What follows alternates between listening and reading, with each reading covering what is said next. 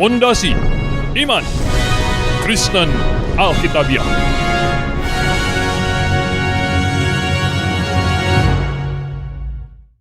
Bapak, Ibu, Saudara yang saya kasih dalam Tuhan Yesus Kristus.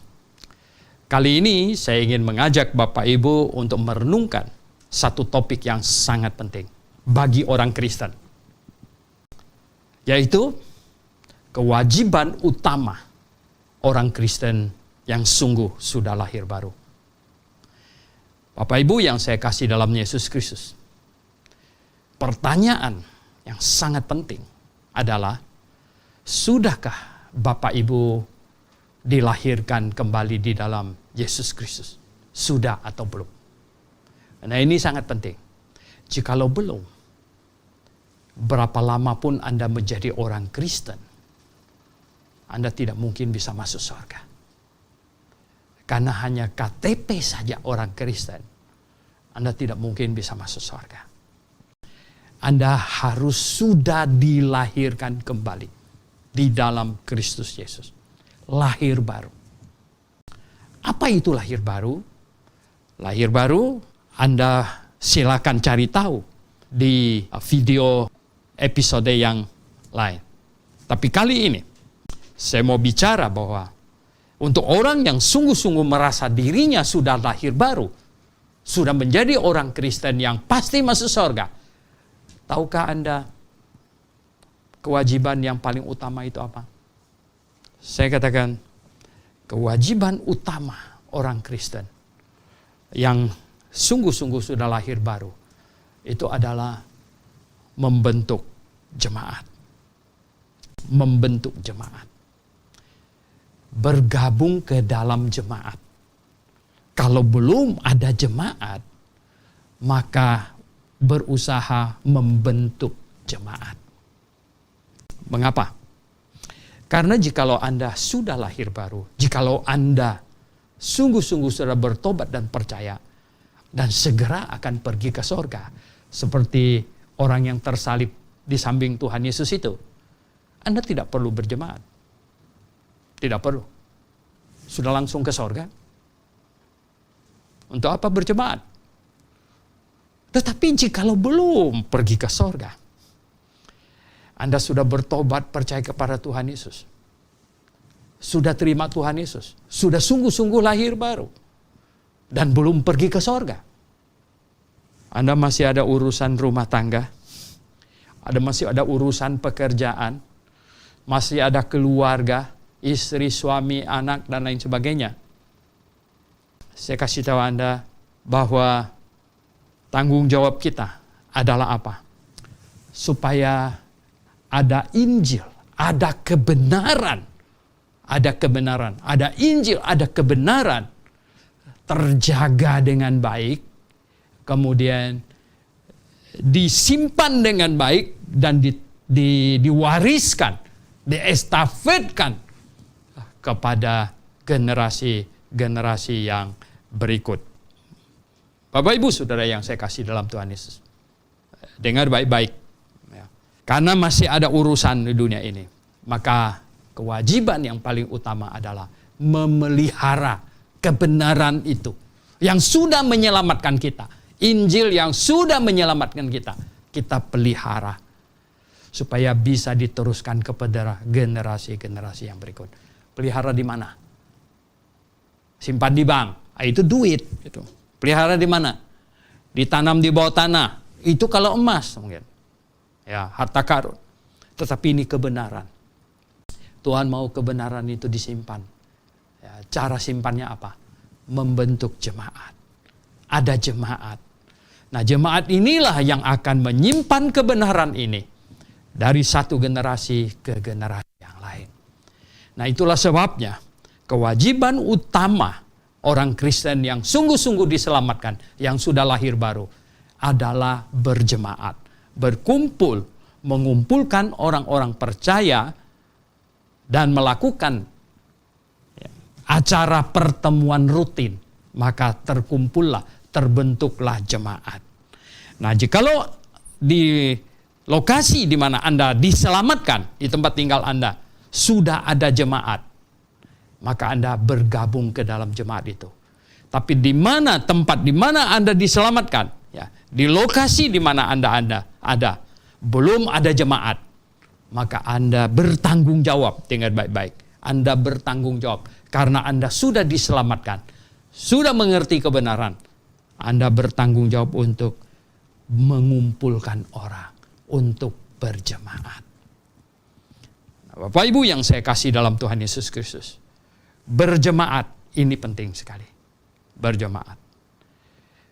Bukan orang Kristen masing-masing kocar-kacir, tetapi berjemaat. Nah, oleh sebab itu, di dalam berjemaat, karena Anda sudah sadar sekarang mau berjemaat, ya sungguh, ya penting berjemaat, maka yang sangat penting itu adalah apa? Mendapatkan jemaat yang benar-benar sesuai dengan Alkitab. Berdiri teguh di atas kebenaran Alkitab. Nah, ini sangat penting. Sebab apa? Kalau Anda sudah diselamatkan oleh Injil kebenaran, Anda sudah diselamatkan. Namun, ya, jika Anda bergabung ke dalam sebuah jemaat, dan jemaat itu mengajar salah, ya, menyimpang dari Alkitab, maka Anda akan dibawa, ya, bergeser iman Anda dari iman yang benar, bergeser menjadi iman yang salah. Oh, Bapak Ibu yang saya kasih dalam Tuhan Yesus, hati-hati. Ini sangat penting sekali, yaitu mendapatkan gereja yang benar, yang sesuai dengan Alkitab. Nah, gereja yang benar, yang sesuai dengan Alkitab itu yang bagaimana? Oh ya, Anda harus cek. Ya. Semua yang diajarkan, ada dasar ayatnya atau tidak. Nah, ini penting. Nah, Tuhan kasih kita Alkitab di tangan kita. Zaman dulu ada gereja yang melarang orang baca Alkitab. Nggak boleh baca Alkitab. Mengapa? Karena pemimpinnya banyak bikin yang salah, dia takut umatnya tahu. Oleh sebab itu dia larang mereka membaca Alkitab. Tapi sekarang tidak. Pemimpin yang jujur, yang tulus, malah kita suruh jemaat rajin-rajin baca Alkitab. Dan dengan Anda membaca Alkitab, Anda bisa cek apakah gereja kamu sudah dijalankan sesuai dengan Alkitab atau belum. Nah, ini penting. Kemudian yang kedua, Tuhan kasih kita alat yang kedua, yaitu apa? Akal budi. Tuhan kasih kita akal budi. Bapak Ibu yang saya kasih dalam Yesus Kristus, akal budi. Ini penting. Tadi saya katakan bahwa pengajarannya harus berdasarkan Alkitab. Oh ya, berdasarkan Alkitab. Tetapi Alkitab ini ditelaah pakai akal budi. Ya, bukan dicakar-cakar atau dikunyah. Alkitab difahami dengan akal budi. Oleh sebab itu, Bapak Ibu yang saya kasih dalam Tuhan Yesus, selain harus ada ayatnya, harus juga sesuai dengan akal sehat yang Tuhan berikan kepada kita.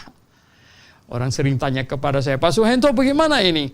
Ya, yang benar itu yang bagaimana sih? Yang benar semua orang bilang dia benar, katanya. Oh iya, kita hanya orang bodoh yang bilang saya salah. Ya, mana ada macam begitu, gitu. Semua bilang dia benar. Gitu. Nah, tetapi orang lain yang mendengarnya, oke, benar nggak dia benar itu? Ya, apa yang menandakan pernyataan pengajaran orang benar atau salah? Yaitu tadi, sesuai dengan ayat Alkitab. Tidak boleh ada satu ayat pun yang dilanggarnya. Tidak boleh. Harus cocok semuanya. Selain cocok semua ayatnya, ya, cocok semua ayatnya, cocok dengan akal sehat. Cocok dengan akal sehat. Nah, Bapak Ibu yang saya kasih dalam Tuhan Yesus. Oh, ada banyak contohnya.